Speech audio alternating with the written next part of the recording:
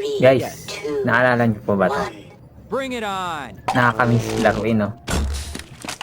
Yung in-upload kong sa Roblox, Rivalry Finals, nanalo si video.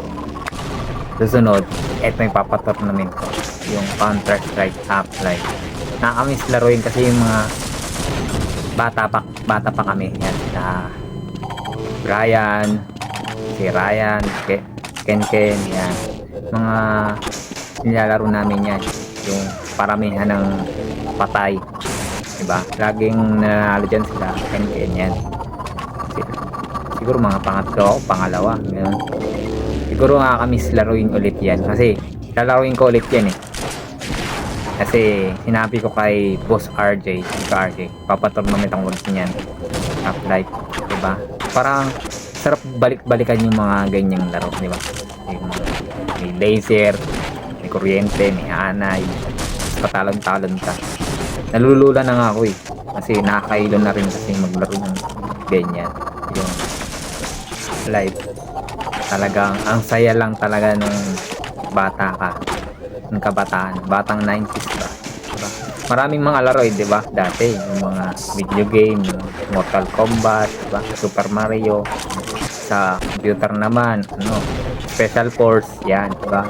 Run online, yan, yung pag walang internet, diba? Yan, LAN game yan kasi, hindi kailangan ng internet yan. Ngayon, meron ng online yan sa Steam daw, Half-Life.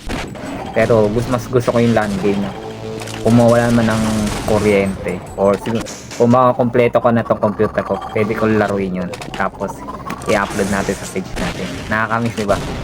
Yung mga ganyang laro, nakakailo. Pero nung bata ka kasi syempre may enjoy mo yung mga ganyang laban eh. Pasuka, diba? Arila, diba? Yung mga pa-level up, diba? Nakakamiss balikan eh. Kasi yung iba na kasi may asawa na, diba? Pamilya na.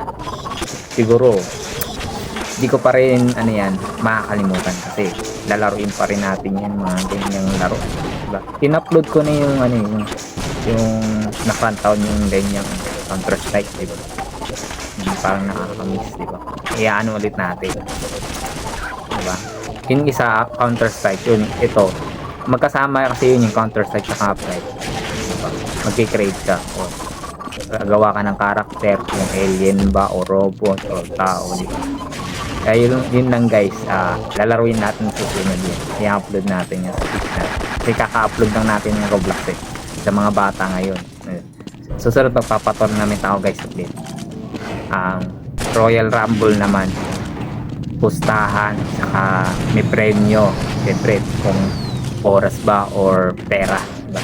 Tapos papagawa rin ako ng clothing or yung pangalan nila kasi ngayon baka pwede ko pag nakaraming champion na siguro gawa natin ng trophy or yung t-shirt na pangalan niya ng Roblox, diba? Pero i-AI natin din sa Counter-Strike yun sa live nila mga bata kasi parang ganun din yung laro nila sa laro namin dati, yung Half-Life, yung rivalry sa Roblox. Yun lang guys for today's video. Bye.